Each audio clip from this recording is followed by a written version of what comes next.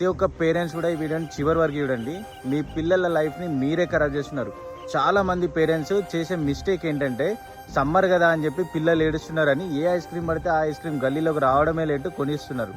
ఈ వీడియోలో చూడండి, చీప్ క్వాలిటీ ఐస్ క్రీమ్, లోకల్లో తయారైన ఐస్ క్రీమ్, అందులో ఏం కలుపుతున్నారో, వాళ్ళు ఏమేమి వేసి అమ్ముతున్నారో, అందులో ఏం కలుస్తున్నాయో ఎవరికి సంబంధం లేదు.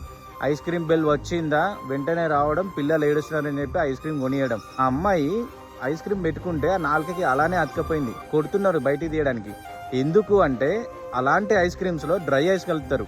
డ్రై ఐస్ ఏంటంటే మనం ఒక్కసారి దాన్ని చేత్తో పట్టుకున్నామా తీద్దామంటే రాదు, మన స్కిన్ ఊడి బ్లడ్ వస్తుంది. అలాంటి డ్రై ఐస్ని ఐస్ క్రీమ్స్లలో కలుపుతారు లోకల్లో తయారు చేస్తే.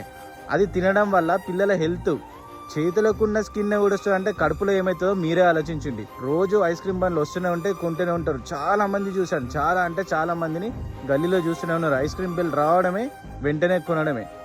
ఇప్పుడు ఈ సమాజం ఎట్లా తయారైందంటే అవతలోడి పొట్ట నిండాలంటే ఇంకోని నాశనం చేయాల్సిందే. వాడు బతకాలంటే అలాంటి ఖరాబ్ అయిన ఐస్ క్రీమ్లు 4-5 అమ్మాలి, 1 పిల్లల పొట్ట నింపాలి.